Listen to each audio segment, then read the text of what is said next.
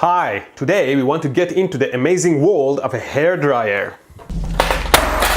And you can harvest a few components from the hairdryer, like the heating element, which is a bunch of resistive wires.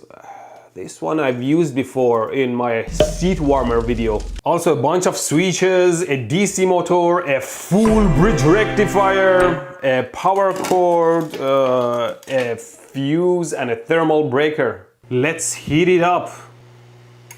Oh, it popped open. So it opens the circuit when the temperature rises above some threshold. It's pretty much like a fixed thermostat. And we can do a world of projects with these and learn, which is mostly for me to do and for you to only watch. If you kids want to do educational projects you can actually do, then head on to my sponsor KiwiCo. They provide a ton of different fun project crates in Steam for different age groups. And using my link kiwico.com/electroboom, you can get 50% off your first month of any crate. But my projects are educational projects done by a certified professional failure-prone dumbass excuse for a human being such as myself. So let's make things. You can unwind the heater element and use it for multiple different purposes. First, let's make a foam cutter out of it. You cut like 20 centimeters of wire and straighten it. Then you need one of these plastic clamps you can find in your dad's toolbox. For some reason, these have holes at the end of the handle. You pass the wire through it and twist it. Then open the clamp a little bit, pass the wire through the hole and twist it again.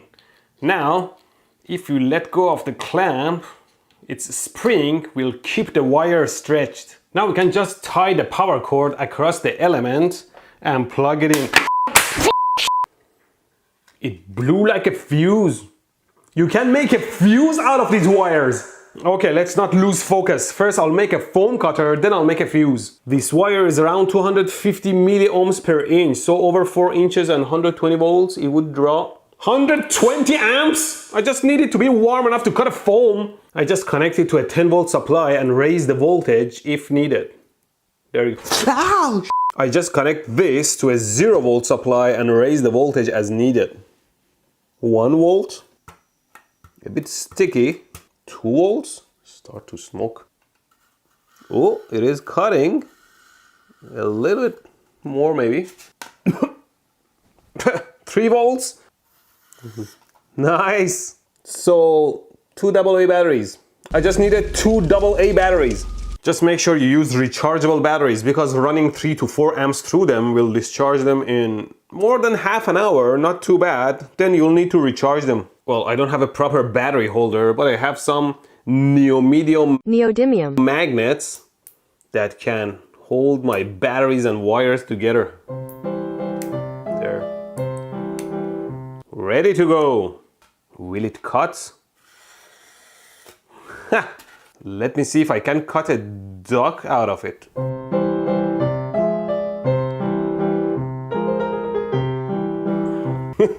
Wow, my hands are too wobbly for a beautiful artwork. Let's retry.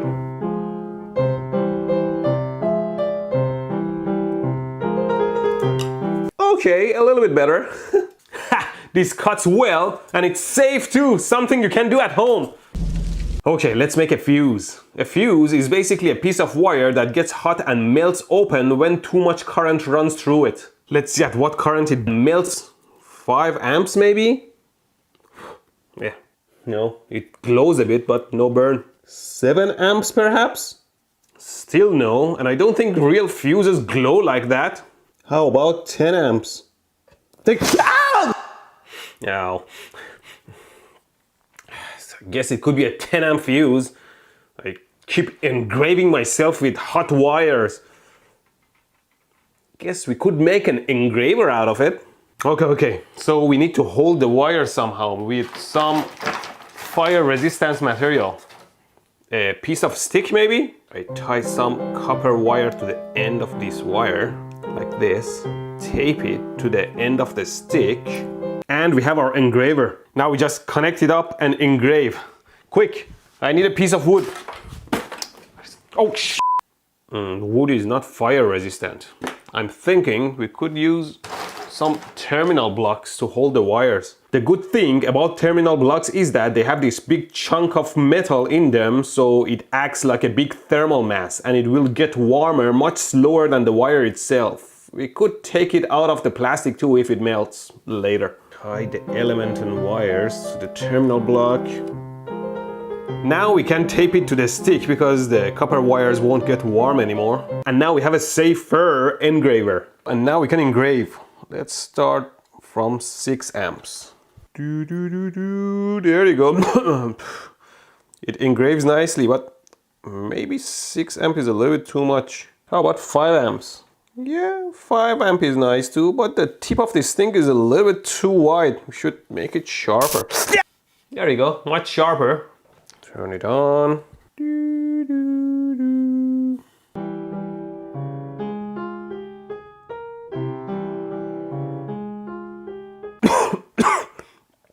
Beautiful, innit? Too much smoke though. I know, we can use the fan we harvested from the hairdryer to suck remove the smoke. I just forgot to figure out how it was connected before I cut everything off. There you go, this guy has the schematic. So the 120 volt line goes through the full bridge rectifier first before feeding the motor, because it's a DC motor. Fortunately for us, the rectifier is already connected to the motor. We just tie the power wires to it, and now it's ready to... My diodes! Let me just directly connect it to my DC power supply and check something. 9 volts.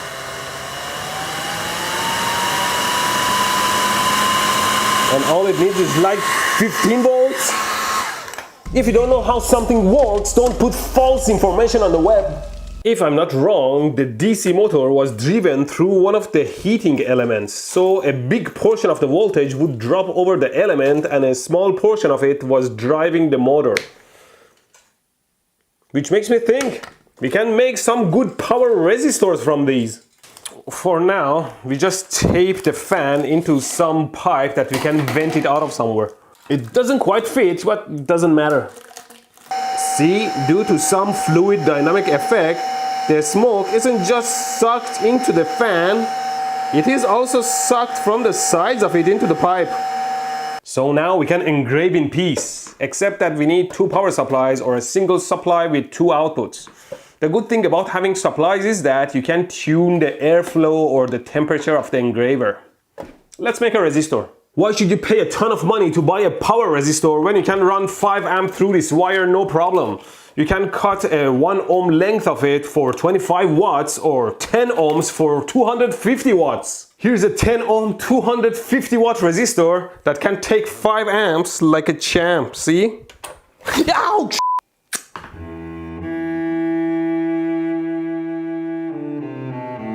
Well, evidently there are 2 different types of wires in this heating element. One is much thinner than the other one and melts at much lower current.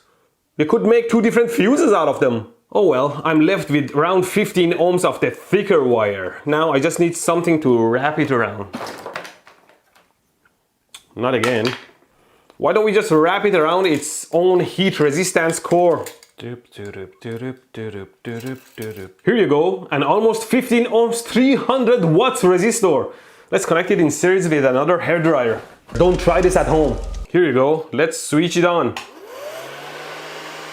Oh, it's heating up already. I guess I can cool it down with the hairdryer. How much current is it drawing? Ooh, stop it. See, if I connect the line directly to the hairdryer, it runs fast, but through the resistor, it runs much slower because the resistor limits the current. And I bet if I connect it halfway, it runs faster too.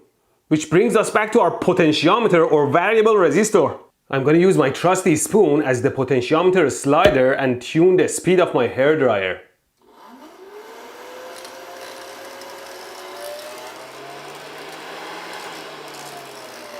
How much current is it drawing? The whole thing is fused. It must be over 10 amps. I bet if we blew air over our resistor to cool it down, we could even run it at higher currents. I guess we already have our high power resistor with a fan set up here. Let's check its resistance. What? 2 mega ohms? Well, it's on, but on the lowest setting, it must be going through the element that goes through the diode and motor and doesn't show right. Next setting, 20 ohms. Next one, 10 ohms on 120 volts is like 1440 watts. That's a ton. Man, just use a hairdryer as your power resistor. It has multiple resistor settings, a cooling fan, and all the safety features already set up, while you can use it to dry your hair, if there was any. Or instead, if you want to learn by making projects, then go to my sponsor KiwiCo. Great project assortment with 9 different lines covering all ages for kids from 0 to 100 years old. These are hands-on STEAM projects designed by experts and tested by kids who can enjoy building them with the great instructions provided and the additional knowledge and science behind it. This looks a bit too technical. You think you can make it? Of course, I can build anything. Ha! That's my daughter. Visit kiwico.com/electroboom to get your first crate, any crate, at 50% off. My daughter has been building a few crates now, and not only she gets hands-on building experience and learns a ton, but also the end products have been quite fun and useful too.